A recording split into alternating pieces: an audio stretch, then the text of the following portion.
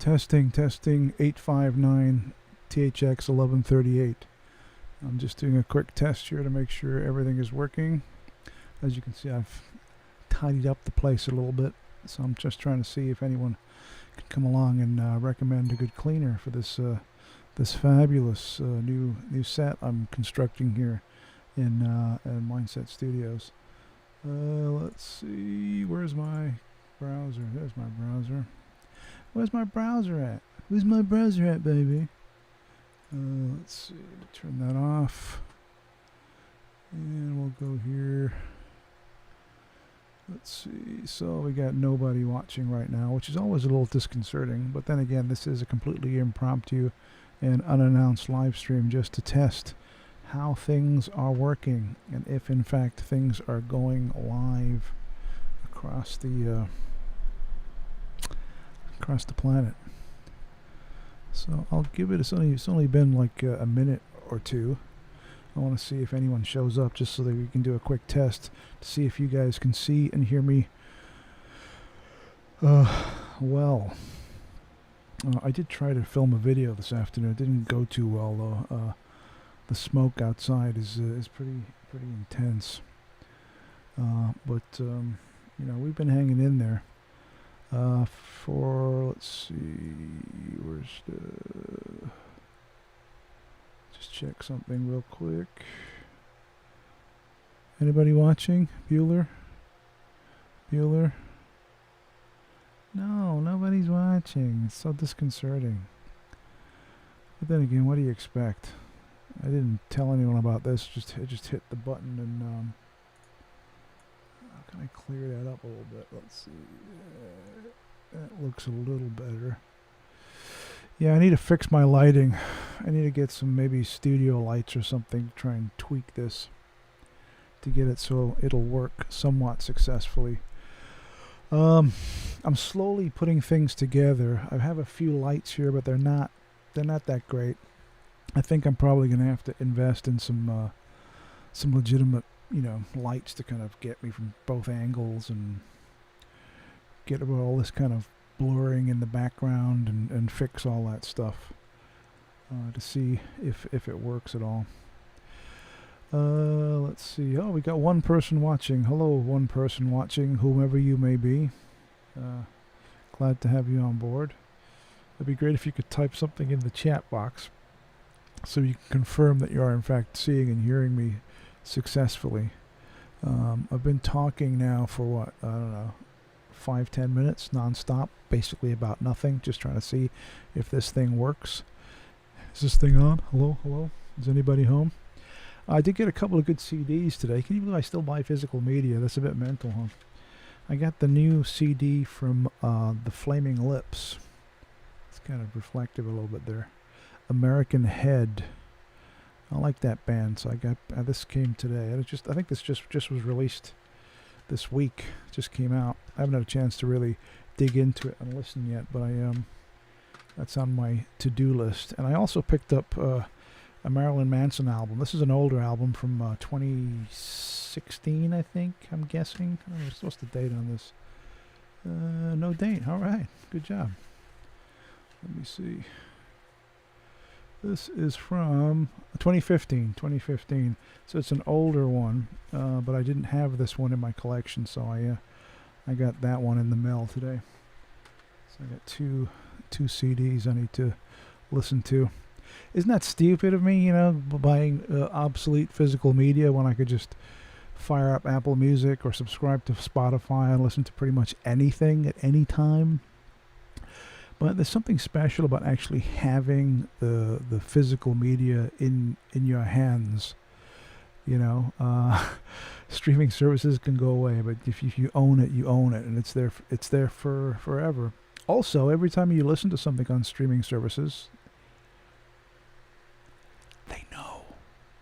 So it's probably best if you listen through physical media, because everything you stream, it's cataloged. You know, back in the day when you'd watch a DVD or a Blu-ray, or even, dare I say it, a VHS video, you could watch movies, films, lend them to your friends, watch them millions of times over and over, and nobody would be the wiser. Whereas today, every time you hit play on Netflix or HBO Max or Disney or whatever, they know exactly what you're watching and how many times you watch it, so they can market stuff to you. So the best way to avoid that is physical media. Yes. Physical media, like the likes of, well, here's a classic that I picked up recently. Have you guys seen this? Time After Time. It's a Blu-ray. It's from 1979. So it's Malcolm McDonald, David Warner, and Mary Steenburgen. It's a classic. It was done by, see, I'm brain farting, Nicholas Meyer. Nicholas Meyer was the guy who, I've gone all red. Oh, there you go, I'm back to normal. Nicholas Meyer was the guy who directed, he also directed Star Trek II, The Wrath of Khan. This is a great one. It's about time travel and H.G. Wells. It says, well, what if Jack the Ripper and H.G. Wells were together at the same time in London, and Jack the Ripper steals H.G. Wells' time machine and goes into the 1979 San Francisco. So there you have it.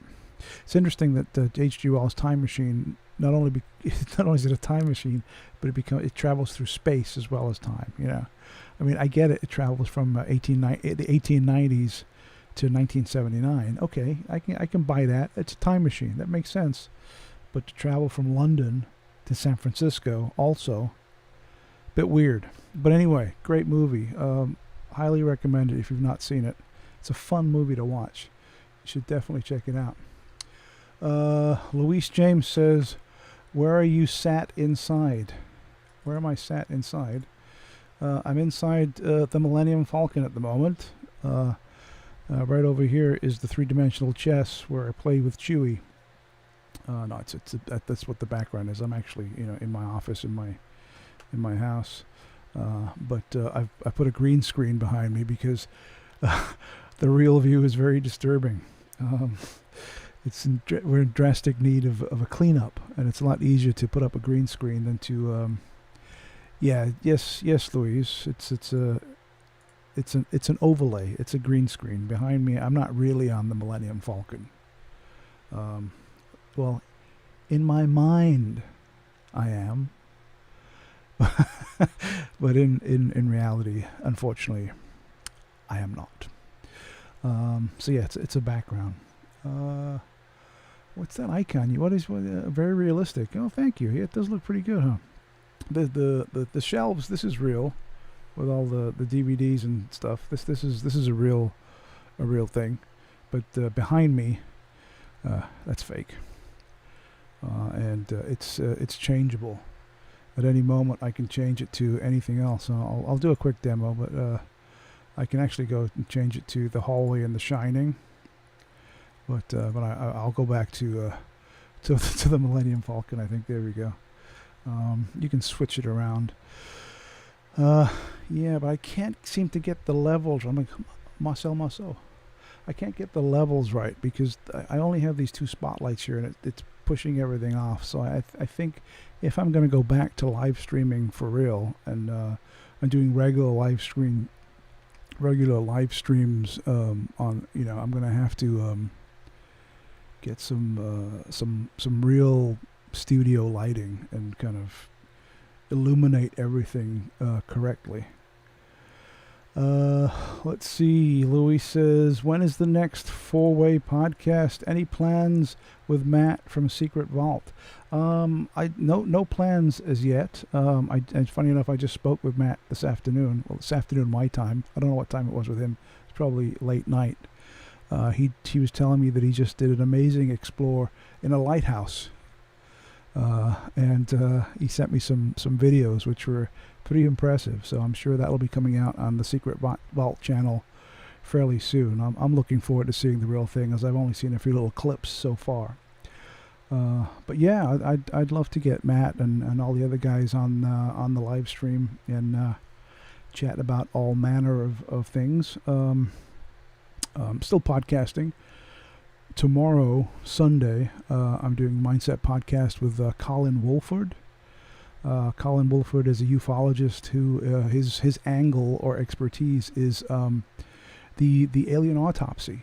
I don't know if you remember the alien autopsy from the mid-1990s, where this footage claimed to be the autopsy of an alien being that crashed at Roswell. It was very famous in the mid to late 90s, which is 20 plus years ago now. My God. Man, time flies. And a lot of people have come out and said it's a fake and I hoaxed it and I'm the guy that built the model. I'm the guy that built the dummy. It's all bullshit. I hoaxed the whole thing. But Colin is firmly of the opinion that it's real, that the footage that we see in the alien autopsy is actually the real autopsy of an extraterrestrial being, some creature from somewhere other than planet Earth. And he has a very, very interesting take on it and presents a very compelling argument that the footage is in fact real. So no doubt we'll be touching on that tomorrow on the Mindset Podcast. If you guys want to listen, all you need to do is go right below. You see that where it says www.mindsetcentral.com. If you just shoot over there, it's a mindsetcentral.com. You'll see where you can subscribe to the podcast and get it delivered to your podcasting service and all that stuff. Luis says, looking forward to the next podcast with Justin and the English guys. I'm sure you're talking about Justin Villarreal. Yes. I was hoping to get Justin on this weekend, but unfortunately he couldn't make it this weekend. But no doubt I'll have Justin on coming up in a future podcast. It's always a pleasure to talk to Justin. Always has some good points of view and thoughts and so on. So I look forward to that. I got that coming up tomorrow, and I just need to get this whole studio thing set up so I can start doing this and look a lot better. I did make a new lower third. This thing right here. I made this afternoon. If you can see it, this right below, where I put some information. I think it looks okay. It doesn't look amazing, but it looks all right. Does the job, I suppose. Kind of puts things into perspective. Also been playing around with a couple of scenes. I have this scene right here where now you can see my green screen. Let's get rid of that. Oh my gosh, see this? Just everything's falling apart now. There we go. Put me back on. All right, there we go. That's more like it. And now you can see I can show a web page right here. This is my Ko-fi page. KO-FI, Mindset Central, where you can go and buy me a coffee if you want to. You don't have to, of course. I'm just saying right here. You can go and buy me a coffee, a Ko-fi. And right there, you see, Ko-fi.com. I'll zoom in a little bit. There you go, Ko-fi.com. There I am. Woohoo, look at that, my blue face. So yeah, I don't know where. Let's see, Luis. Where are you located? Where you at? Where are you perched on the planet? Let's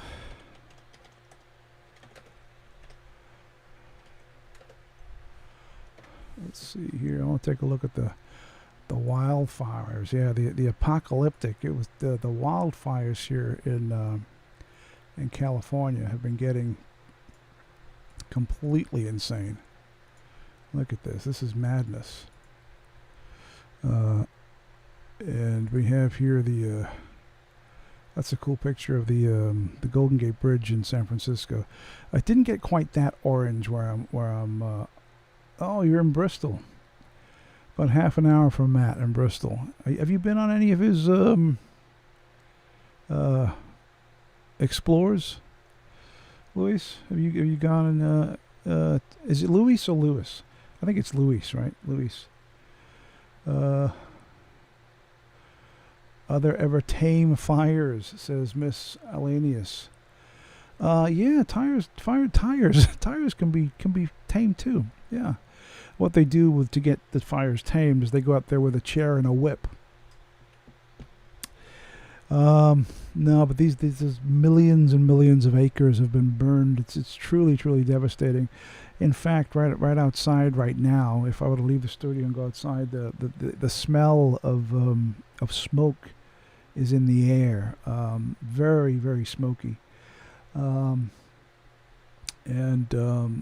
car is full of ash. There's ash everywhere. I was like, especially in the mornings when you wake up, there's like a layer of ash over everything. Luckily, I'm actually nowhere near where the fires are, but there is an awful lot of smoke in the air, and you can taste it in the back of your throat. It's not very pleasant. Let's see. Luis says. Let's see. Oh, one of your English podcast guys lives in Western. Yes, that's correct. Which is around 35 minutes from me, and it's Luis, like Luis Vuitton. Yeah, I was pronouncing it correct. Yeah, Luis. Yeah, that's Reeves Cook. Reeves Cook lives in Weston Supermare, or as I like to call it, Dismal Land, because I'm not making fun of Weston. I'm just saying that was where Banksy did his Dismal Land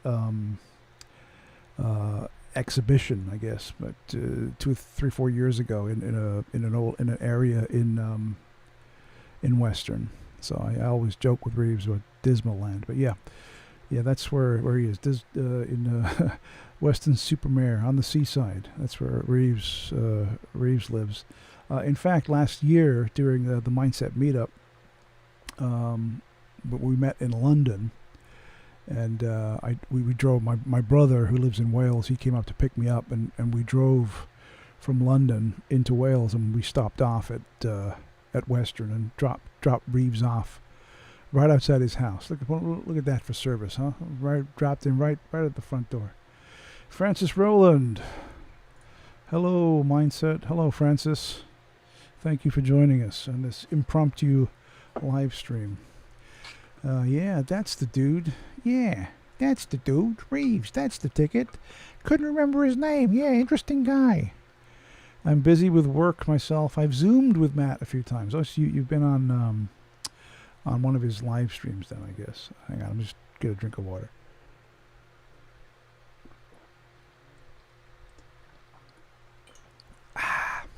Thank you. Very good. Nothing like some cold water. It's still afternoon over here. It's 4:32 p.m. It's 4:32 p.m. on a Sunday afternoon. Here comes the latest hit from. Yeah, unfortunately, we can't play music like that, Let's see. We get 6 people watching. Oh my gosh, 6 whole people. Yeah. So these fires, they're pretty insane. There's millions of acres that are completely burned. Thousands of houses have been destroyed. It's the biggest wildfire. I mean, every year. Let me see. Every year we go through this, right? In California.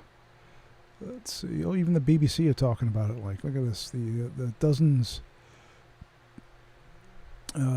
In Oregon also is burning to the ground. I think they're saying that it's the California governor here, Newsom. He went out to talk to it was basically like a press event where he walked through the devastation and talked about how all politicians kind of do this. I mean, do they really give a shit? Probably not, but it's the thing to do. To go out and run the I guess it's the burning campaign trail, right? To kind of show that you're interested and I'm sorry and we're here to help. In reality, does he care? He might. I don't know. Call me cynical, I guess. But Gavin Newsom, he's the governor of California. The same position that Arnold, he was the governor of California, absolutely. When Arnold was the governor a few years ago. So I guess if this had happened on Arnold's watch, he would have been up there walking around in the devastation, but he probably would have had an Uzi 9mm with him and the phase plasma rifle in the 40-watt range, just in case. Yeah, but the fires are horrific. Look at that. It's insanity. I know it's probably making the news all over the planet. You can see some of the map right here. We got California, Portland, Oregon, all these red spots. Brutal. The smoke is insane. like I said, I'm nowhere near the actual fires, but you can, as soon as you walk out of the house, you can smell the smoke instantly. And the sky has it's like a very cloudy day, like a haze, like a cloudy haze in the sky, but it's not clouds. It's smoke. Smoke is then the ash. I'll be glad when it's all over. Although when that will be, who knows? Hopefully soon. It looks like this is kind of trippy too. Well, you look right here, it's like nighttime in the daytime. This is on the BBC. First, we got to watch an ad for Microsoft Teams. There you go. Ads are fun, huh? Isn't that fun? Isn't that fun? Look at that. That's brilliant. See that? There you go. More ways to share ideas. Microsoft Teams. There you go. 12 seconds to go. And counting down. Okay, go away, Microsoft. No one likes you. You're very annoying. Go away. Thank you. If your product was so great, you wouldn't have to advertise. Anyway, there you go. San Francisco in the middle of the day. Check that out. Isn't that nuts? Isn't that weird? Look at that. Unbelievable. It's a daytime. Look at that. It's just smoke. Now, it wasn't that bad where I'm living. It never got where it was that orange. It didn't look that bad. But there was, you could definitely see the smoke, and it was very gray and overcast, but it was nowhere as bad as you see in these clips from San Francisco. Unbelievable. Unbelievable. Look at that. Amazing. Yeah, so there you have it, man. There you guys have it. Let's see. Francis Rowland says, and blame climate change. Well, yeah, that's exactly what they're doing. And you'll see that in the news probably over the next few days, if they haven't been saying it already, is that what we're getting here is a glimpse of our future. As this is climate change. It's this is what it's come to. Now, I don't know. I'm not an expert. I couldn't tell you one way or the other whether they're 100% correct or they're just talking out of their ass. I honestly don't know. It could go either way. Like I said, we have these fires every single year around this time. September, October in California. We have these fires every single year, and the thing that's crazy, the danger is, well, not so much the danger, is that we have these fires September, October, sometimes into November, burns everything to hell, and then December, January, then we start getting rain, tons of rain, because the fires have devastated the forests, and then it starts raining. And you get mudslides. Then you get all this mud just pouring down from the mountains. Paul Seidel says, "Hi guys, scary wildfires indeed. I hope you and all keeping safe there over the pond. Thank you, Paul. Appreciate your thoughts and your comments. Yep, we're doing fine. We're a significant distance away from the fires, so the likelihood of us being burned up are slim to none. But thank you so much for your thoughts. My heart goes out to those people that are losing their homes. You're being evacuated from your property, and a week later your property's gone. It's horrific. All of your possessions, everything that you own, gone. Just dust, ash. Terrible time. But that's what it is. And then we get the mudslides, which will come up then, around December, January, once we start getting rain, because it hasn't rained in California since, I don't know, April, something like that. April was the last rain we had, I think. So it'll start raining again December, January, February.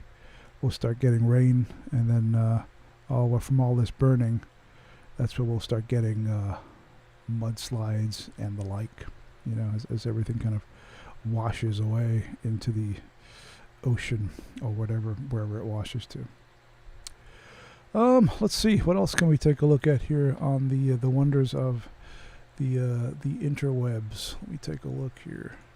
Are all of you guys that are talking in the chat, are you all from the UK or anyone from the United States? Go ahead and sing out your locations. Oh, that would be great, so we could see where everyone is at. I know that Luis said he's very close to Wiltshire in the UK.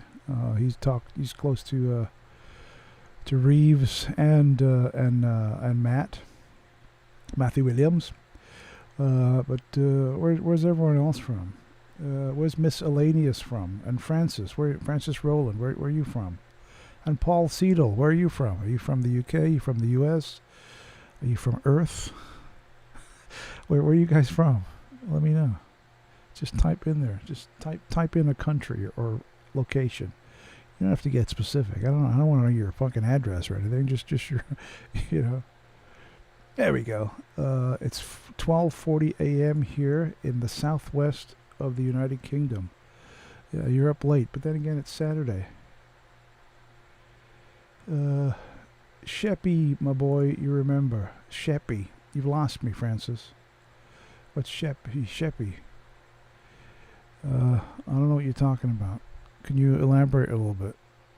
Sheppy, my boy, do you remember? Oh, David Roberts from Caerphilly. Lovely. All right, David. How's it going, boy? Caerphilly. Lancashire, United Kingdom. Lancashire. Yeah, he's from Lancashire, Caerphilly. Yeah, a lot of people in the UK. Late nights, man. Don't you guys sleep? What's going on over there? Let's take a look and see what's on Coast to Coast this week. Do you guys watch Coast to Coast? David, are you still on lockdown? Oh, that's what I should ask you guys if you're in the UK. I think on Monday they start. Gary's from South London. On Monday, don't they start where only 6 people are allowed to be together in public? Is that correct? Let me see if I can find that. There was a new law, I think. 6 UK. Let's see how crazy. Here we go. Here it is, right here. Look at this. There you go. Coronavirus. Social gatherings above 6 banned from England from the 14th of September. There you go. Look at this maniac. Who's this guy sitting? Look at this guy in the suit. Looks like a mental case. Looks like he's just been released from a padded cell. All you need to do right here is to superimpose one of those jail cell number things right above his chest. He'd fit right in there. Who is this guy? He's the Health Secretary, Matt Hancock. He says the rule will help prevent a second peak. Well, there you go. This guy's obviously effing genius, and he looks like it too. He looks like he's a brainiac. Social gatherings of 6 or more people will be illegal in England from Monday, with some exceptions, amid a steep rise in coronavirus cases. The law change will ban larger groups of meeting anywhere socially indoors or outdoors, the government said.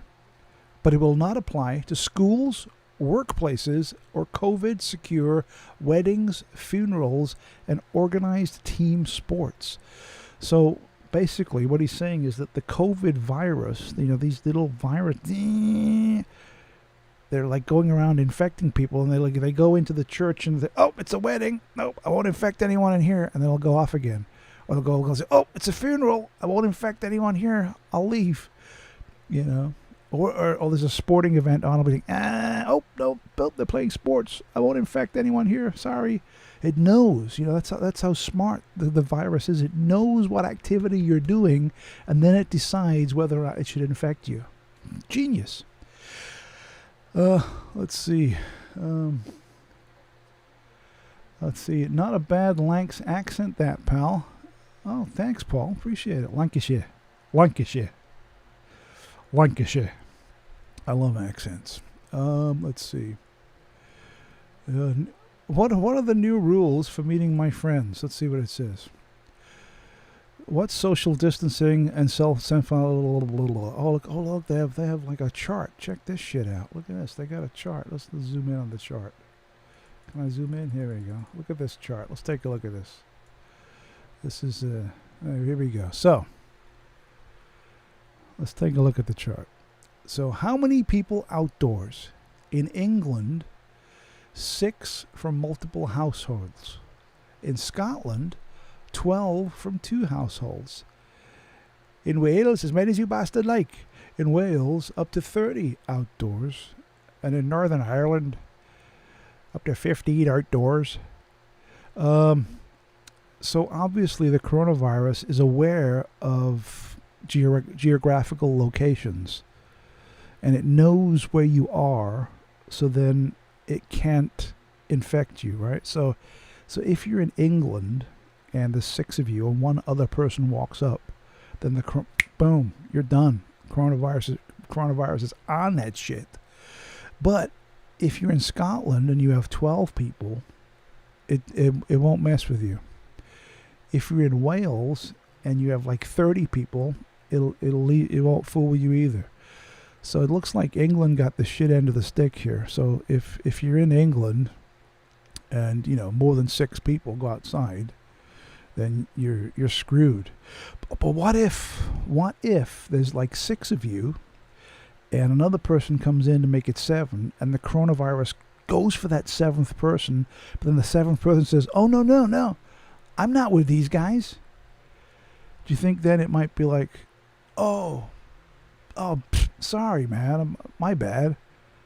I thought you were like a group of 7. Okay, don't worry, you're good. And then it'll go find some other people that have I'm telling you, man, this coronavirus, it's a fucking genius. It knows it knows 6 feet apart.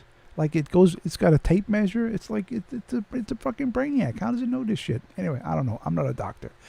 Let's see.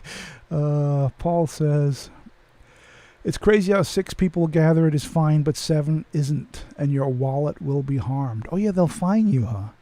So if like 7 people go out, the cops will fine you. I don't know, man. It sounds like lunacy to me. It sounds like someone just making this shit up. Like they're having a meeting somewhere and just like, okay, I got an idea. What if we tell them they can only have 6 spots? And they're all like laughing their asses off. Like it's a big fucking joke. Let's see if they buy it. And then it's madness. I don't know. I do not know. It's a crazy world. Crazy world. I don't fully understand how this can happen. I don't know, man. And I guess you're going to get fined. How much is the fines? Anyone know how much they're going to be fining you? I'm looking on the web right now. I don't see what let's see. Fine for breaking. Oh, Jesus, look at this. Let me pull this up. So it says right here that new rules will be members of the group can be fined if they fail to follow the rules. This will be £100 on the first offense, doubled on each further offense, up to £3,200.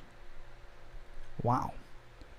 So what you could do is, say you get have a party of 20 people, right? And you all put money in to make $3,200 so you can pay the fine. And then you're good to go. You can have the party, right? And then when they fine you, they just go, there you go. Get the fuck out of my face. There's your cash. Fuck you. Now let me get on with my party. It seems like this is just another way to extort money out of people. Free cash. Money falling out of the sky. Oh, here you go. Luis makes a good point here. I hope they find any protesters or BLM marches. Nah, that's not going to happen. The virus knows. If you're protesting, the virus will automatically be like, no, you're good. I'm not going to infect you. You're good. That motherfucker over there who's sitting on a park bench, I'm going to infect him right now. But you 50,000 people that are marching, you're good to go. No one's getting it. That prick on the park bench, I'm infecting that fucker right now. That's the way that the virus thinks. You know, did you know that I can get into the mind of the virus and predict its its next thought. Wow, this is insane. Let's see. Oh yeah, if we party, we kill our grannies. That's the line the UK government tries to put on. Like the UK government gives a rat's ass about your grandmothers. You know? They don't give a shit about all the grannies that are fucking freezing to death every year because they can't pay their goddamn bills. They don't give a rat's ass about them then. But suddenly with the corona, oh my gosh, we gotta protect the the grandmoms and the granddads. Oh my God. Francis says someone got if I can speak, someone got fined £100,000 for a house party. And what happens if you don't pay this? What if they give you the fine and you're like, okay, great, thanks, and you just throw it in the garbage? What happens then? What are you gonna do? You know? I don't know, man. It just reeks of a scam to me, you know? It just doesn't make sense. It doesn't make sense. Here we go. What are the symptoms? What if I get the symptoms? I should self-isolate and stay home for 10 days. Oh, it's gone down. I thought it was 14 days. Now it's 10. See, once again, the coronavirus is changing its MO. It's changing its modus operandi. You know, I thought we had an agreement with the coronavirus that after 14 days you're good, but now it's 10. I guess they've altered the deal. Pray I don't alter it any further. So 10 days to get tested. Symptoms are a new continuous cough, high temperature, loss of or change in your normal sense of taste or smell. Wow. Luis says you might go to jail and still have to pay, as with any government fine. Wait. So you have to do both. I thought it was a choice. I always thought it was like, okay, you pay and we're done with you. If you don't pay, you go to jail. I didn't think it was you pay and go to jail. That's a bit of a rip. I don't know why they want to do that. That sounds like BS to me, man. I don't know. I don't like that. You know, I'd rather not pay. Maybe go to jail for a little bit, you know. But then again, if enough people don't pay, they can't put everyone in jail, right? You know, it's unenforceable then. You know, if everyone just says, fuck this, I'm not doing it, and it's game over. Wow, he says, now it's both. Nope, that finished years ago. Now it's both. So what if you don't have, what if you get charged, say they fine you 10 grand, right? And you don't have 10 grand. So they lock you up for, I don't know, a month or whatever. How are you going to pay? You don't have the money. What do you do then? Look, I don't have it. I can't pay you. If I could pay you, I'd fucking pay you so I could get out of jail. I don't have the money. It's bizarre. I don't know. Very strange. Yeah, some crazy stuff. What's that one say? Do I have to social distance myself from everyone? The only people you do not have to distance yourself from are those you live with, or, there's an or, if you're in England, Scotland, or Northern Ireland, people in your support bubble. See, once again, the virus can distinguish between England, Scotland, Northern Ireland, and Wales. So I don't know. Wales gets a get out of jail free card here. I think the coronavirus is cool with the Welsh, I guess. You know, so they don't. It doesn't fuck with them. That's what it sounds like. You know, according to this superbly written and highly accurate article from the BBC. Let's see. Oh yeah, you pay weekly. Or if you're on benefits, they take it from that. Or they take it from your salary by a standing order. What a bunch of fucks. Amanda. Hello. What's all this then? Hello, Amanda. Good evening. Is it late where you are? What time is it? It's in the UK right now. It is 12:54 a.m. on a Saturday night. Wow. Having fun watching me blab on Saturdays. There you go. All right. So that's that. Hey, let's take a look and see what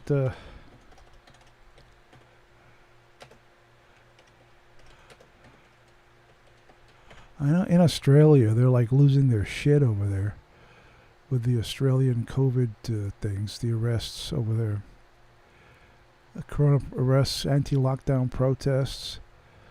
Australia is becoming very, very draconian in their actions in regard to this thing. Last week on the Mindset podcast, I was on with Ben Emlyn Jones, and we talked about where the pregnant lady was arrested. Some guy at his front door bashed in, and he was dragged from his house and arrested. They had all their computers, their laptops, and their phones and their tablets all seized, and all because they posted on Facebook. It's mind blowing. It really is. I can't even wrap my head around that. You post it on social media, and they're kicking in your front door, dragging you out, and arresting you, and then seizing all your equipment because you made a post on Facebook. I don't know.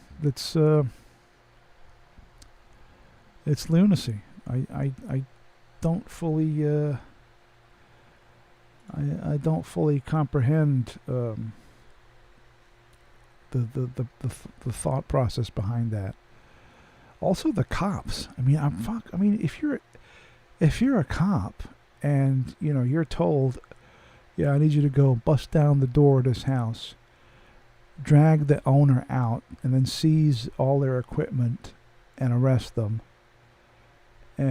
because they posted something on Facebook. I mean, how come cops are not like laughing in their superior officer's face and saying, "Well, are you mental? Are you out of your fucking? You want me to do that? You're crazy." I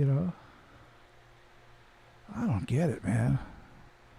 But well, I was just following orders. I was commanded to put them in the concentration camp. I was just following the orders. It is not my fault. My commanding officer said to shoot the Jew woman in the face, so I did. It is not my fault. I was just following the orders. I don't know, man. It's crazy. Yeah, because they're like robots, says Amanda. Yeah, they are, in a way. I mean, yeah, I guess, They're thinking, well, this is my job. I got a family to support. I got a mortgage to pay. I got to keep food on the table. I got to keep the lights on and clothes on my kids' back. So when they tell me to do something which is immoral and ridiculous and ultimately probably illegal, I'm going to go ahead and do it because I still need that paycheck. Maybe that's the thought process. Or maybe the thought process is, yeah, fuck, come on, let's go get them. Maybe they're into it, right? Maybe they're like, ooh, yeah, fuck them, let's get them. Ugh. It breaks up the monotony of writing fucking speeding tickets, I guess. Kicking down someone's door and dragging them out of their house and stealing all their stuff because they made a post. That's probably a far more interesting day than, hiding behind a tree writing speeding tickets. So, maybe it does spices up your work life a little bit, I guess. I don't know. Variety is the spice of life, they say, right? And if you're writing speeding tickets all day and suddenly you get the chance to go boot in a door and drag some fucker out of bed and throw handcuffs on him, suddenly that's maybe thrilling, right? You're gonna have fun with that. That's a good time. I don't know. I'm guessing. I don't know. I can't get my head around that shit. Let's see. Paul says Australia wins the world in terms of how they hit you in the wallet. Massive fines for small mistakes. Yeah, it's weird. It reminds me of a Star Trek episode.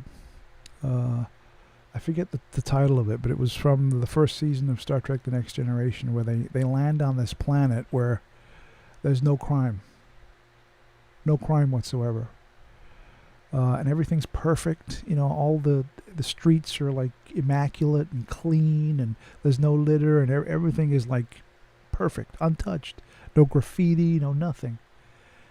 And they're like, wow, this is, and they're talking. You have no crime, and they're like, no, we have no crime on our planet whatsoever.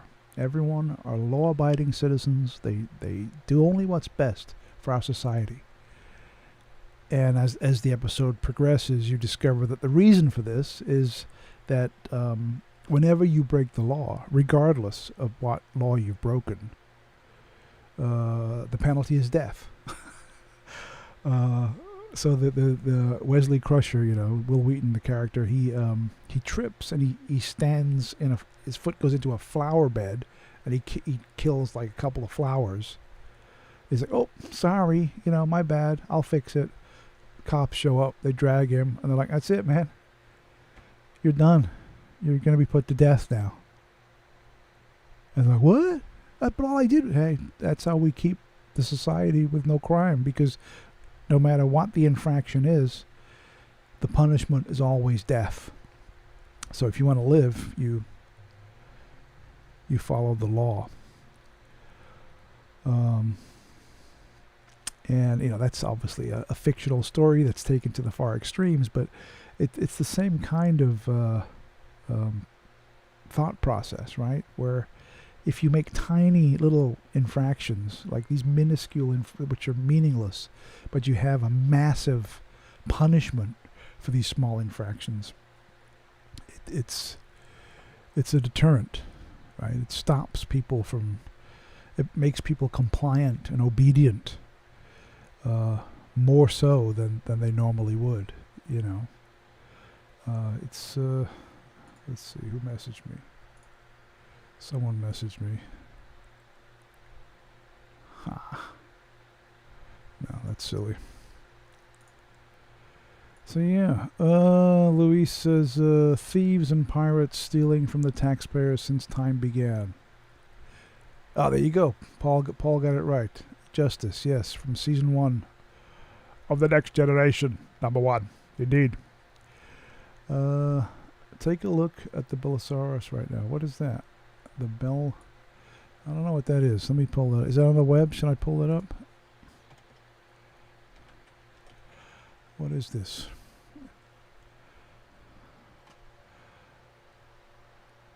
Dozens of peaceful female protesters thrown into van. Oh my God. Ay, ay, ay. Let's take a look.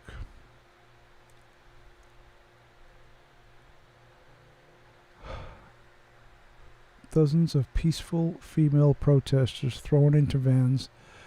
Belisarius Rial police detained dozens of women demonstrators and threw them into vans as thousands took to the street in the capital to protest against police violence and electoral fraud.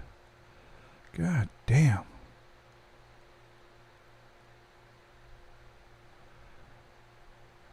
It's insanity. Absolute insanity.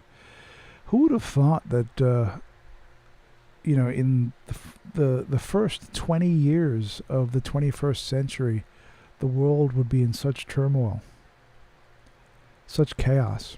No one would have believed in the latter half of the 19th century. Minds, it's amazing. The 21st century, the beginning of the news, and it's chaos. It's absolute chaos. Look at this. God damn. Why can't we all just get along? Why can't we all just get along? Jesus. 10,000 women marched, demand the Belisarius president resign. Yeah, that's not going to happen. Ukraine, about 10,000 women marched noisily through the Belisarian capital on Saturday, beating pots and pans and shouting for the resignation of the country's authoritarian president.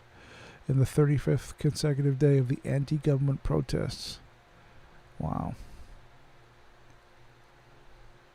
That's crazy. Yeah, thanks for that tip there, Luis. I had no idea. United States is a very insular country when it comes to the world news. Were it not for the internet, there's no way we'd even know about this. Crazy times, for sure. It's nuts. Wow. Yeah, Justice. So yeah, Paul, I guess, Paul, you're a Star Trek fan, I'm assuming. If you were able to pull that up and know the episode I'm talking about. Oh, that's a good point. The women march now because the men have already disappeared. Shades of Argentina, right? Back in the day. You know, Pinochet and all that stuff back in the 80s. You talk some shit about the government, suddenly in the middle of the night, your front door's kicked in, you're dragged out of bed, and you're never seen again. You know? Crazy. Absolute madness. It's really hard for me to get my head. I mean, I've never lived in that situation, and, you know, knock on wood, I hope I never have to. But it's truly horrific when you just think about, you know, all over a fixed election. Yeah. Oh, here you go. Yeah, it's pronounced Belarus. How was I pronouncing it? I don't know, I was probably messing it up rather severely. Belarus. That's Italian, right? Officially the Republic of Belarus, formerly known as Belorussia. A landlocked country in Eastern Europe. It's bordered by Russia on the northeast and Ukraine in the south. Poland to the west, and Lithuania and Latvia to the northwest. The capital and most populous city is Minsk.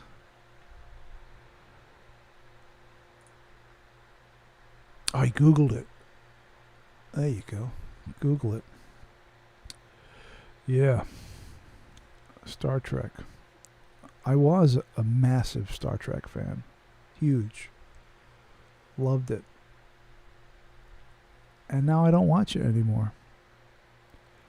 Well, that's not entirely true. I watch the old episodes of the original show with Spock, Kirk. I watch those, and I watch Voyager and Deep Space Nine and Next Gen. But I don't watch the new shows.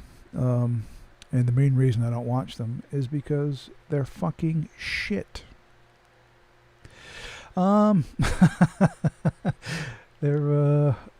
not very good at all. They look great. Don't get me wrong. They look amazing. The look of the new show. It's the best looking Star Trek show ever. But it's not really Star Trek. It's dystopian science fiction, or woke dystopian science fiction, and it's not very good. It's not very well written. The stories are crap. They're lecturing you every second about, you know, the way you should behave in the way society. It's just, I'm like, click, off, done. And it's kind of heartbreaking when you think, you know, someone who's a lifelong Star Trek fan, who's watched Star Trek his entire life since he was a little kid, and usually when the announcement of there's a new Star Trek show, I'm like an imbecile. I can't wait to watch it. Oh my God, I can't wait. And now I don't give a rat's ass. I'm done. It's just crap. I don't watch it anymore. It's very sad. Same with Doctor Who. You know, love Doctor Who. Watched Doctor Who my entire life. Not anymore. Done. Show's dead. It's crap. Garbage. Shit. It's unwatchable, stupid, woke bullshit. So I don't watch it anymore. Now I still watch, you know, Doctor Who, but not the new Doctor Who, because it's unwatchable, lecturing, woke shit. So I don't bother. What I have been getting is this thing. Look at this. Hello, Harry. Yeah, I've been collecting the classic series on Blu-ray. This is the latest one. This came out like a couple weeks ago, I guess. This is the U.S. version. I know that the U.K. version of these boxes it's far more elaborate box set than the U.S. version, but the discs are the same. The content is the same, and this is wonderful. Watching this, it was like it's wonderful, wonderful. Paul, it's not because of. No, yeah, that's true, Paul. That's very true. It's I don't watch Doctor. It's not because the doctor's a woman. No, not at all. That's not an issue for me. It's the tone, the writing, the lecturing. It's not a good show anymore, unfortunately. And I always thought that when you've had 50 plus years of a man playing the Doctor, and then they decide, well, let's have him regenerate into a female Doctor. Well, that's going to be a huge change for the fan base. So let's bump up the level of writing so that the writing for this new female Doctor would be spectacular, superb science fiction, thought-provoking, amazing writing. Let's bump it up so that people will be like, oh, this is great, pull you in. You got a female Doctor, it'll be amazing. But no, they did the exact opposite. The writing got worse. And it got so you can't even watch it. You're watching it for 10 minutes, you want to blow your fucking brains out. You're flipping the channel immediately because it is so shit. I don't get it. Gary says Picard was terrible too. Yeah, Picard was heartbreaking. Discovery was crap, and I was done with that. I can't watch it. It's shit. But when I found out, they're bringing back Picard, it's going to be a sequel, Next Generation. It's going to be amazing. Oh, I'm so excited. No. Picard was so crap. It makes Discovery look like a fucking masterpiece. That's how shit Picard was. It really was unwatchable garbage. And how the fuck Patrick Stewart got involved with that piece of garbage writing, I don't know. It was absolute crap. Gene Roddenberry must be spinning in his fucking grave over this shit. Because if he was still alive, they would never have filmed a single frame of that show. He would have sued the living fuck out of them because it goes against everything he portrayed in Star Trek. It's the entire view of the future, right? The way in the future, there's no crime, there's no war, there's no money, there's no poverty. There's not like the black, white, women, men. It's all irrelevant. There's just people. There's just human beings. It doesn't matter. What race you are, what sex you are. It's irrelevant. It means nothing. Whereas Discovery, it means something. It really means something. It's important. Yeah, it's very, very sad. Very sad. But, yeah, Paul says they've lost the adult element of the show. It was very... yeah, it was. You're right, Paul. You're absolutely right. It was very childish.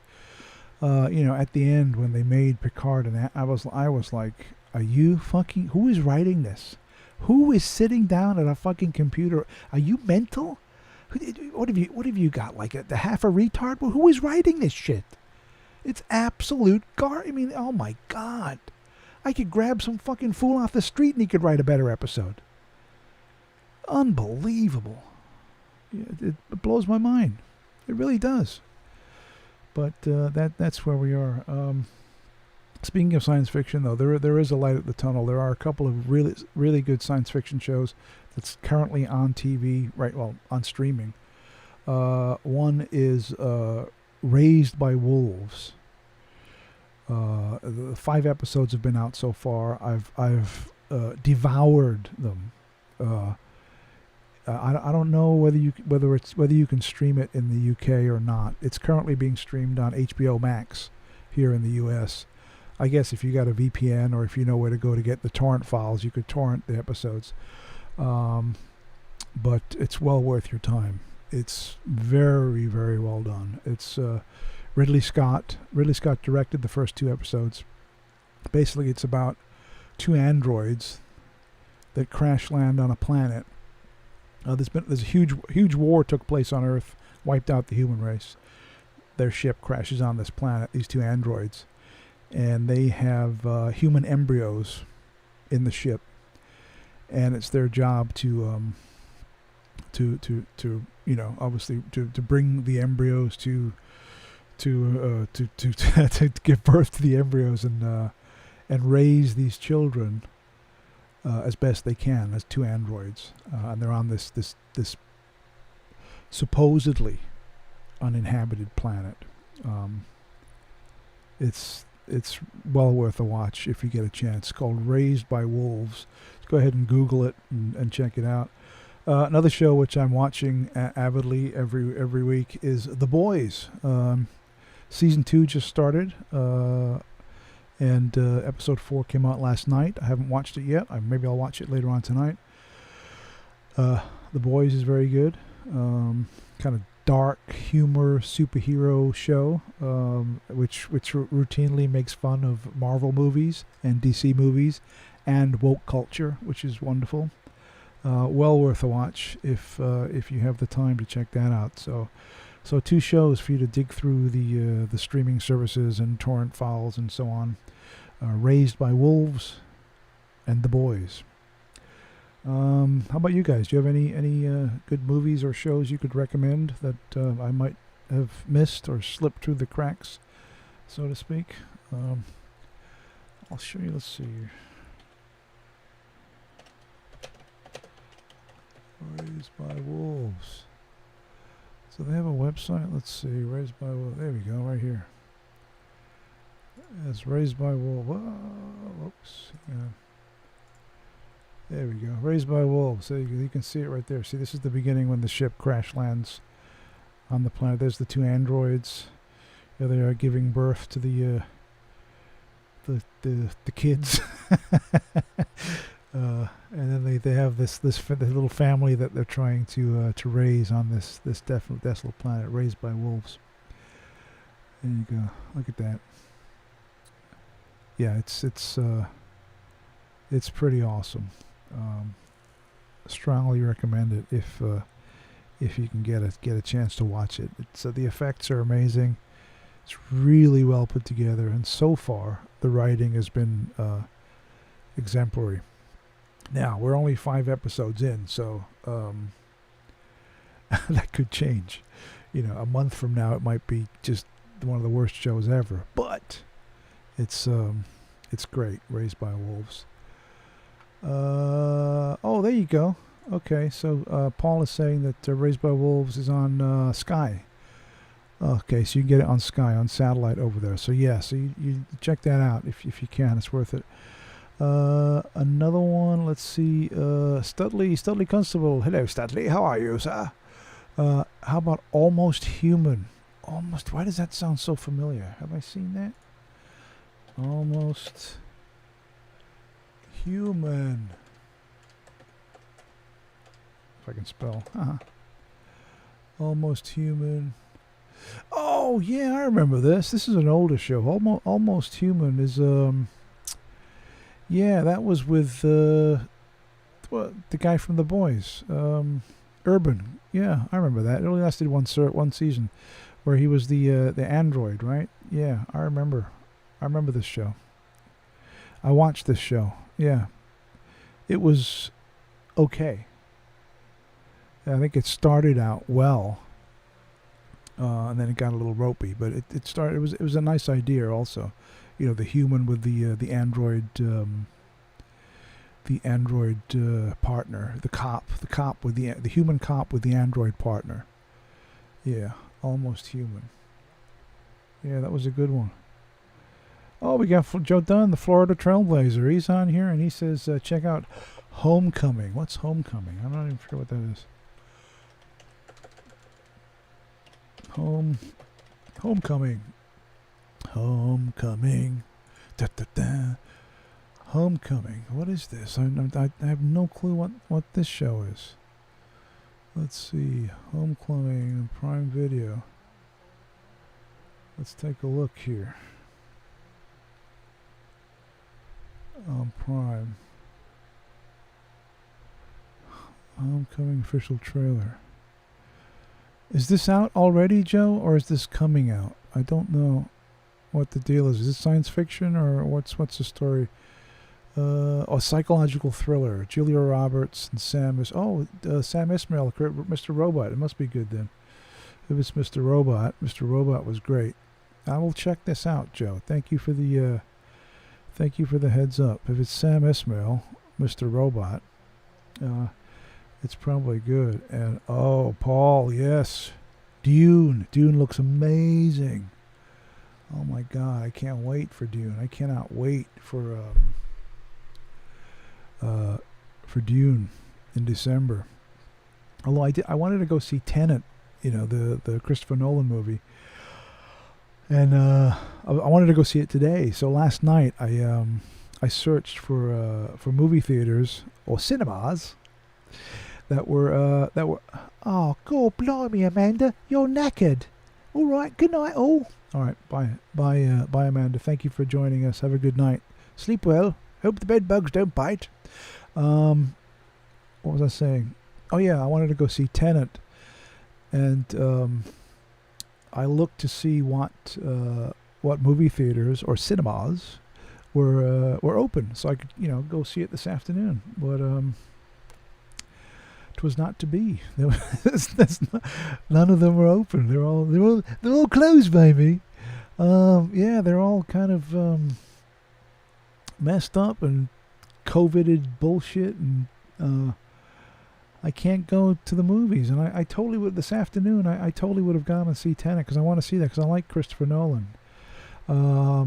It's like every movie that Christopher Nolan makes, with the exception of maybe the Batman movies, I get a James Bond vibe. Do you see that? You get like a James Bond vibe from Christopher Nolan. Like the action scenes, it's very, very Bond.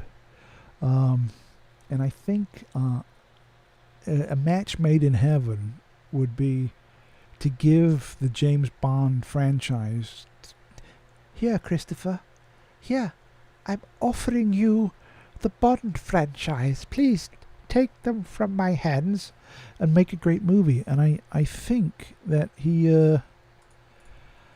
I think that given that opportunity, Christopher Nolan would knock it out of the fucking park.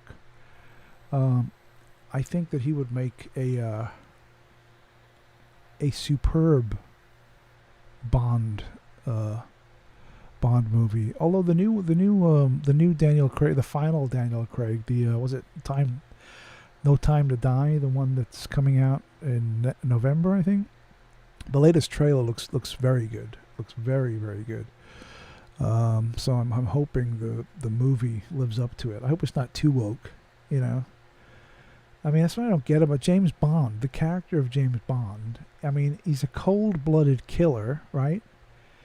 He's also a womanizer, right?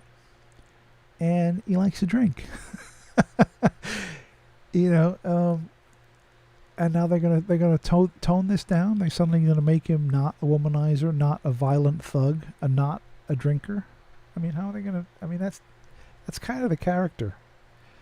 I hate to break it to you guys, but that's kind of the character. But I don't know. You hear all these rumors that the next Bond is going to be a woman, or the next Bond is going to be a black guy, or all this craziness. I don't get it, dude. I don't get it. You know what? If they make the next Bond a black guy, they better sure as shit, when they recast Black Panther, make him Chinese. It's only fair, right?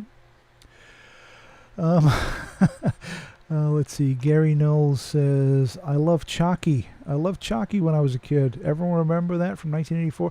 Creepy kid show. Oh, dude, I got to show you this. Okay, UK people of a certain age, you're going to lose your shit in a second. because I bought this book about a couple weeks ago, and it's the Bible for creepy kids TV shows in the 1970s and 80s. It's called Scarred for Life, Volume 1, the 1970s. And this is like a oh, what happened to this? Whoa, hey, whoa, hey, look at this.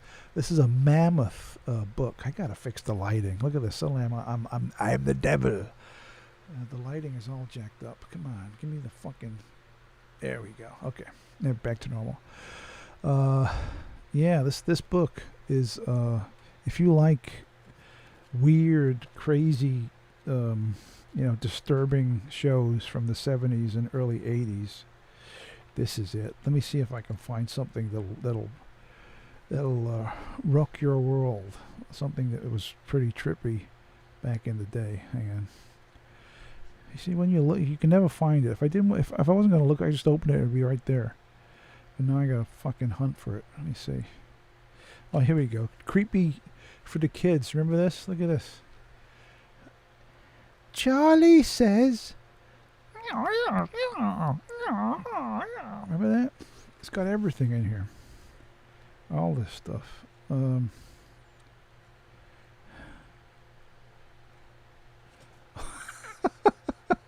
This is a good one. So I can find it. You remember these public information things? Remember? Jimmy!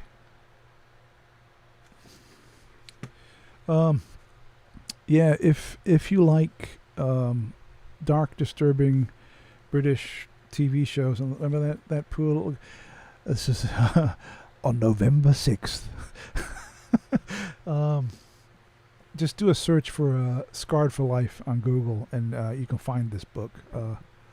Well worth getting hold of a copy if you're into that kind of thing, as I am. Yes, let's see.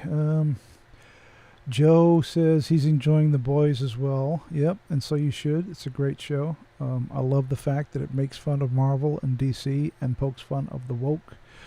Very, very good. And it's a fun show to watch. Let's be honest. It's great fun. And speaking of Dune, let's take a look at the Dune trailer. Here we go. Warner Brothers. Dune. There he is, Paul Atreides. The sleeper has awoken. Let's see if I can get this a little better. There we go. Yeah, this looks amazing. I can't wait to see this. I'm one of those rare people, I guess, who really enjoyed David Lynch's Dune. I know it was a massive failure and it didn't do well in the theaters and it didn't make much money and blah blah blah, but I really enjoyed it. I thoroughly enjoyed it, which means I'm probably gonna love this version too. What's in the box? Pain. The fear is the mind killer. The sleeper has awakened, or awoken. Yeah.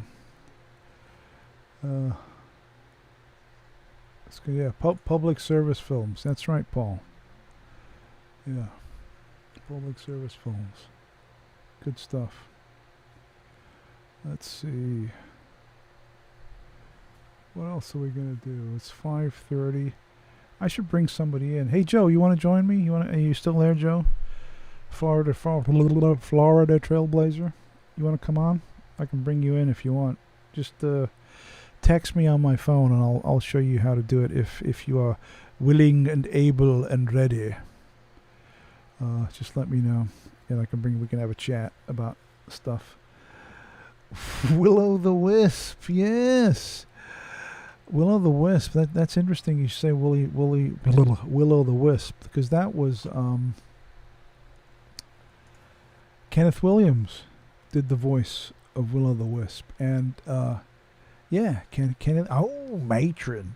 It was very strange because about two or 3 weeks ago, I got sucked into a Kenneth Williams interview Google rat hole. I don't know if you guys do this at all, where you're on YouTube and you think, oh, I'm just gonna watch one YouTube video, just one, that's it, just one, it'll be fine. 5 hours later, you're still fucking around with, I found a video of an old video with David Frost in the 60s with Kenneth Williams. And I watched that. It was great. And then I watched another one and another one. And the next thing, hours went by and I was still watching Kenneth Williams videos. But yeah, he was a true talent. I mean, there was a bunch of times when I was watching these old vintage clips of Ken when I was laughing out loud. You know, he was hilarious. I mean, very, very strange guy though. Weird dude. I think in real life, I could see how he would be intensely annoying. But as a performer, you know, in the old Carry On movies and you know, seeing him on these interviews and the like, hilarious. Such a quick wit, amazing.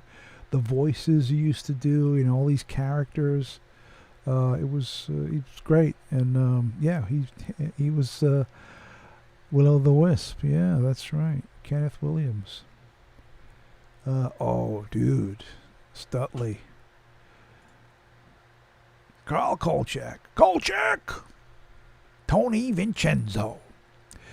Yeah, Kolchak the Night Stalker. I'm a big fan of.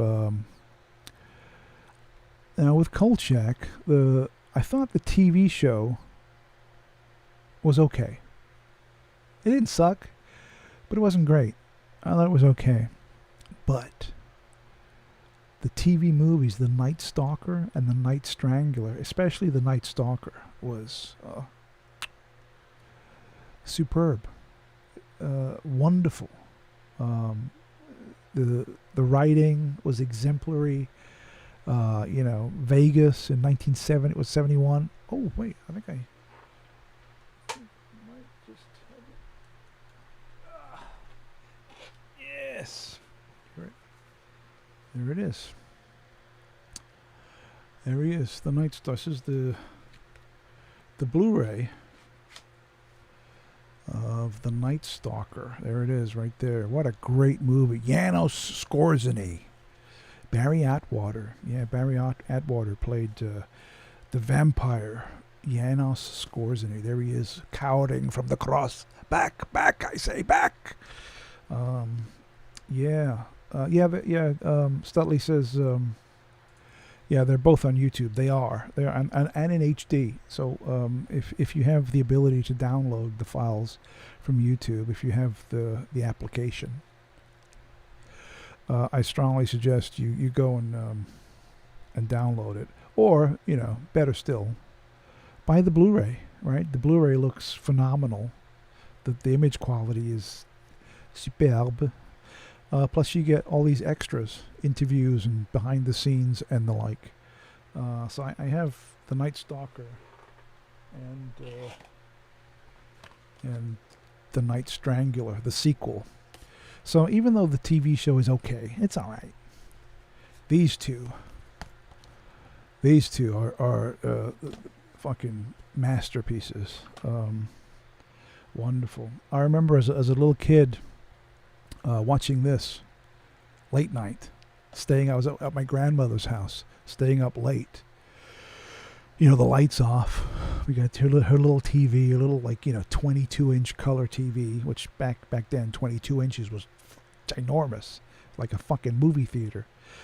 And watching The Night Stalker and being like, you know, amazing.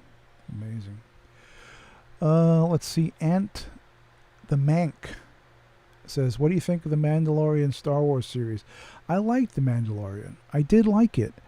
And I think it's a good show. But I think the main reason, I'm going to be cynical a bit. I'm going to be a bit cynical here. I think the main reason why everyone likes the Mandalorian and everyone thinks it's good is not because it's superbly written and it's telling a wonderful story. No. They like the Mandalorian because it's not woke. Because it's not lecturing you every second. Right? That's why they like it. Whereas the Star Wars movies, you know, The Last Jedi, especially the fucking Last Jedi. Oh, don't get me started on that shit. And, you know, Rise of Skywalker and all that. They're very woke, lecturing, crappy shit. You know, and that's what that's what destroyed Star Wars. Whereas The Mandalorian, even though it's not that particularly well written, Star Wars fans are going to it in droves. They're loving it, just because it's not woke, you know, or the wokeness is minimal. And that I think that's the main reason. But I'm looking forward to season 2 in next is it next month? I think end of October season 2 comes out. So I'm looking forward to it. You know, I'm hopeful for good things. I'm hoping it'll be awesome. You know. So yeah, absolutely. I'm a copy with you. Let me see. Did Joe message me or no? I don't think he did. Where's my phone? No message from Joe. So I guess he doesn't want to come on.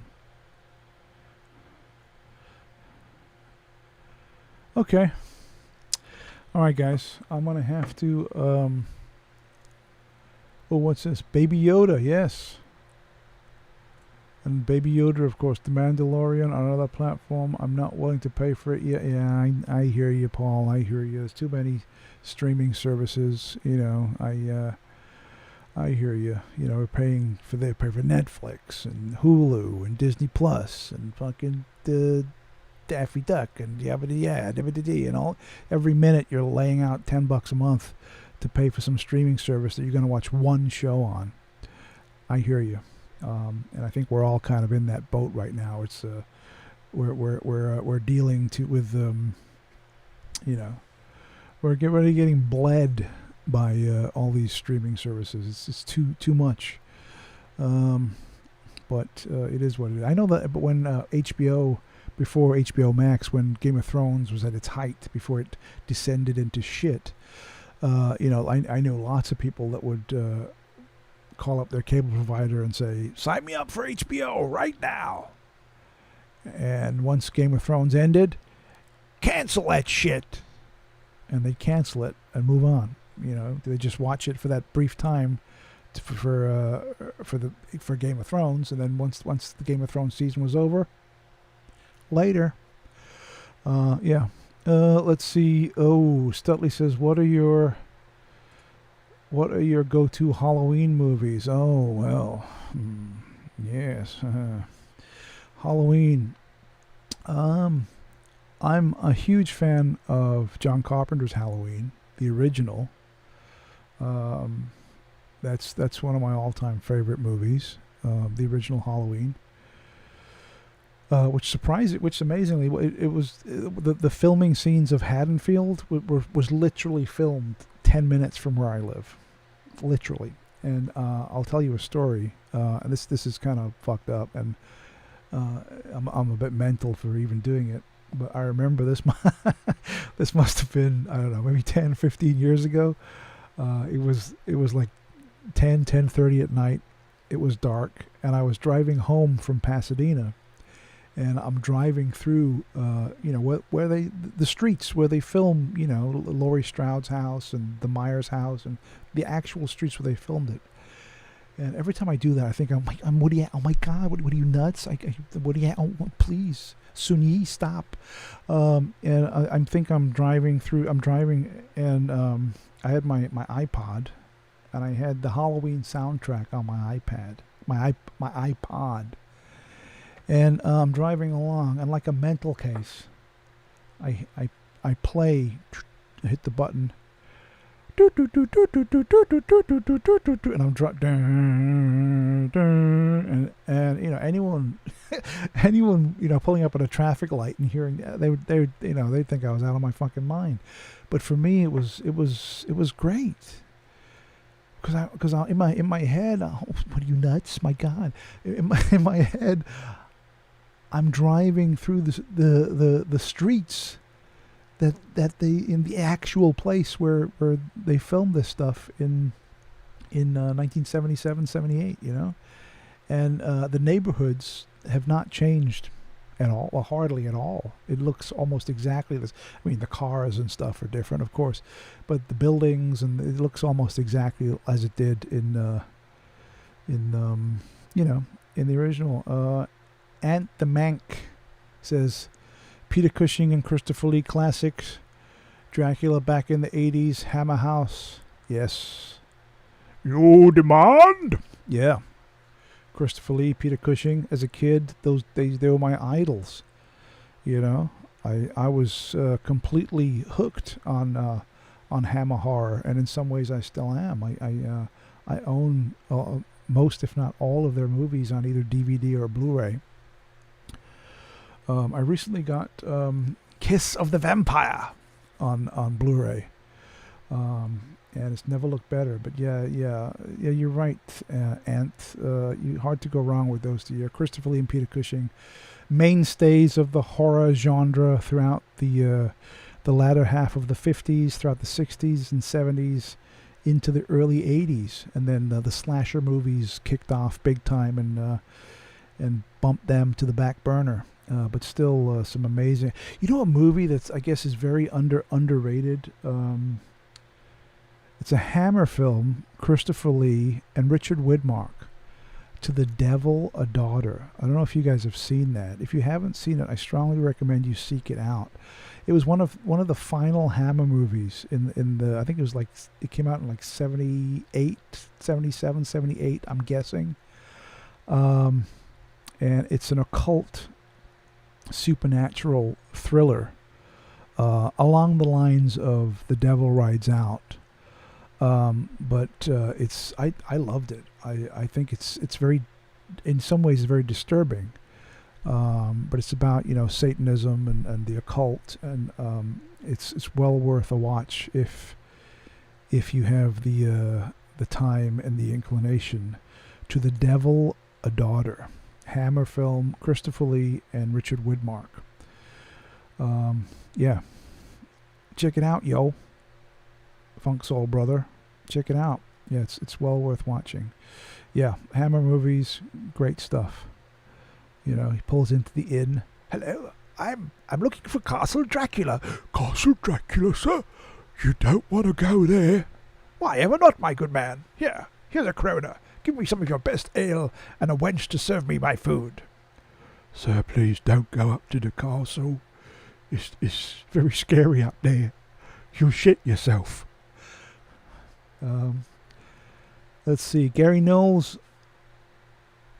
Oh, dude, you met Peter Cushing. That's amazing. Scared the crap out of me. Evacuate in our moment of triumph? I think you overestimate their chances. Yeah, he was great.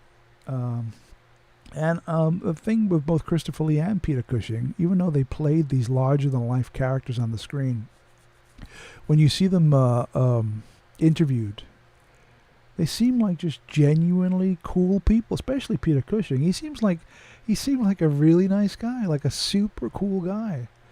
When he was, you see all these, when he's old, he's an old man, he's got all his arthritis, all his fingers are all fucked up, but he was just oozing like, he's such a nice guy. So he seemed like a very, very good guy. But yeah, two legends, absolute horror or cinema movie legends, Peter Cushing and Christopher Lee, and both appeared in Star Wars. Count Dooku and Grand Moff Tarkin. Yeah, great stuff. You would prefer another target, a military target? Name the system. Yeah, hours and hours of pissing away my life as a kid, learning the dialogue of the original Star Wars. But yeah, great stuff. I'm Han Solo, Captain of the Millennium Falcon. Chewie here tells me you're looking for patches to the Alderaan system. If it's a fast ship, you mean you never heard of the Millennium Falcon? It's the ship that made the Kessel Run less than 12. Yeah, I could go on and on. These things are burned into my head. When I was 12 years old, I would have this shit on a loop. I would have audio cassettes of whenever a Star Wars clip would come on TV, I'd hold the mic up to the fucking TV and record it and then listen to these things, like a lunatic. listening to these old clips of, and they're just stuck with me forever. Forever burned into my brain. I couldn't forget them if I wanted to. Gary Null says he was very cool, but still terrifying. Mr. Cushing, I presume. Yeah, well, you guys over in the UK, it's getting awfully late, dear boy. It's almost what is it, quarter to. You keep every time I try to get out, you pull me back in. Let's see. What are your 5 classic science fiction movies pre-1990? Okay, let me think about this one. Classic science fiction movies. Well, Logan's Run just popped into my head. Logan's Run is a great movie. The 1979 version of Invasion of the Body Snatchers with Donald Sutherland. Classic. And still holds up incredibly well today. Well worth watching if you've never seen it. What else? Classic science fiction movies pre-1990. Tron. I love Tron. Greetings, program. What else? Star Wars, I guess. The original Star Wars. The first one. Episode 4. Star Wars. It's weird when you look at science fiction cinema, that Star Wars is like it's like the line in the sand. There's movies before Star Wars, and there's movies after Star Wars. And the change is the Star Wars was such a force of nature that everything that came after Star Wars was affected by Star Wars.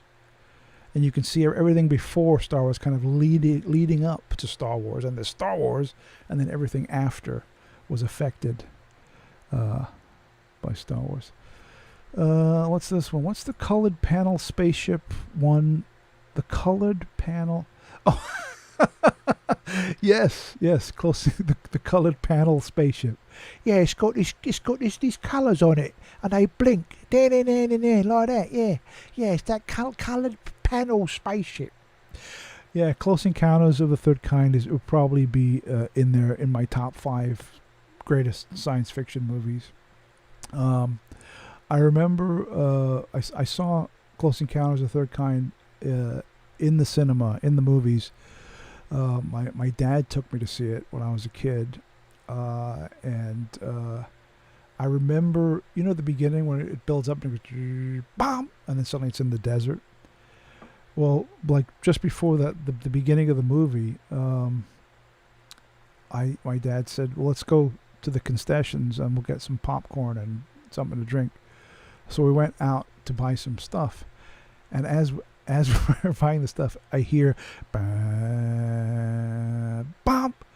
and I ran. I left my dad. And I ran into the movies because I didn't want to miss a second of Close Encounters. And yeah, that's one of my top favorites. In fact, that's one of the movies that I used to watch regularly.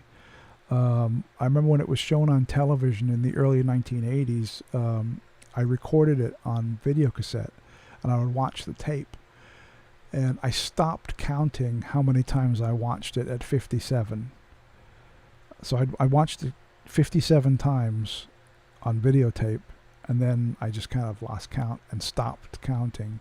But I did watch it considerably more than 57. But that was the kind of when I stopped, which is, kind of sad when you think about it. But yeah, it's a favorite of mine. Yeah. Oh yeah, Tales of the Unexpected. Yeah. Yeah, I remember that one. Yeah, with the Roald Dahl's Tales of the Unexpected. I seem to remember that Roald Dahl actually didn't he do the intro to that? Hello, I'm Roald Dahl. I don't only write children's books. I also write disturbing shit. Here's this episode. Check this shit out. Something like that, yeah. But Tales of the Unexpected. I remember it was on a Sunday night when I was a kid. And it was on pretty late because I was at school on Monday morning. And I really wanted to stay up and watch Tales of the fucking Unexpected, but I couldn't. And sometimes I would, but I'd be like, and I'd fall asleep. I'd wake up as the end credits were going. So I can't say it was a favorite because I never really got to watch it that much, even though I wanted to because it was on so late, and I had school the next day, so it was a challenge. I know that I could go online and watch them all easily, or get the DVDs and stuff, but do I really want to go through that and sit through hours of Tales Unexpected? I don't know. But yeah, that was another. It was like a British Twilight Zone, right? It's that kind of deal.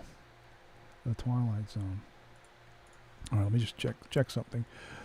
Talk amongst yourselves. I'll just be a second. This will tell me. Let's see. Yeah, I gotta go, guys. It's been wonderful. It's been great. Thank you so much for coming on. This kind of completely impromptu chat. This was not intentional. I just wanted to come on originally just to test to see if everything was working. And I want to thank you so much for coming by and saying hello. I'd like to start doing this regularly. Don't forget, go to mindsetcentral.com and you can sign up for the podcasts. We got a good one coming up tomorrow.